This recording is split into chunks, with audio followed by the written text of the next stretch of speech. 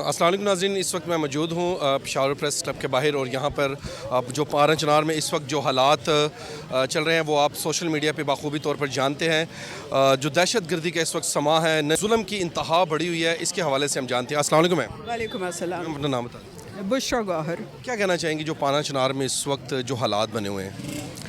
देखिए, ये तो दहशत गर्दी है ना, वहाँ दहशत गर्दी हो रही, पूरी पुख्तूनख्वा में जंग का समा है और हुकूमत गायब है, रियासत गायब है, लोगों को इसी तरह दहशत गर्दों के उस पर छोड़ा हुआ है।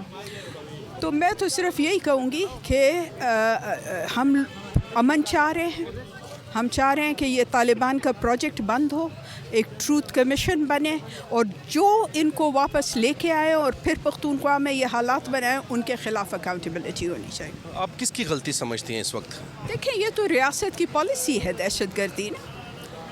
जब रियासती पॉलिसी ही ख़ुदकश हो और तालिबान प्रोजेक्ट यहाँ चला रहे हो और तालिबान ख़ान को हुकूमत फिर से दी हो, तो ये तो सारे पुख्तूनों को तबाह करने का एक प्रोग्राम लगता है। ठीक है, तो ये तो जब तक रियासत अपनी पॉलिसीज़ बदलेगी नहीं तो पुख्तूनख्वा तो तबाह होगा। और इसके लिए आप देखें कि अवाम तो निकलती है अमन के लिए, लेकिन अमन जो नहीं चाहते कि पख्तूनख्वा में अमन हो, तो उसने मीडिया को भी बंद किया हुआ है कि इधर कोई बातचीत ना हो अमन के हवाले से।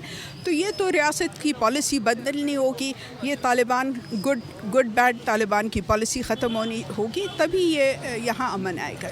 ऐसे वाक़े से सबसे ज़्यादा फ़ायदा किसको पहुँचता है? देखिए, फ़ायदा तो दहशत गर्द जो हैं तो वो भी प्रॉक्सीज़ हैं ना, वो तो एसेट्स हैं, प्रॉक्सीज़ हैं। तो मैंने आपको ऑलरेडी कह दिया कि ये रियासती पॉलिसी है और इसीलिए देखें कुरब में जो हुआ, तो आप मुझे बताएं कि रियासत कहाँ थी, सिक्योरिटी इदारे कहाँ थे।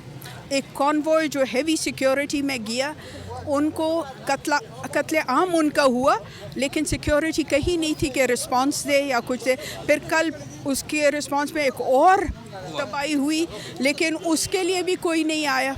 तो ये आपको समझ जाना चाहिए कि ये सिक्योरिटी जब सिक्योरिटी स्टेट की पॉलिसी अवाम दुश्मन हो जाए या पख्तून दुश्मन हो जाए, तो फिर फ़ायदे नुकसान हमारा है, सारा अवाम का है। ठीक है, थैंक यू।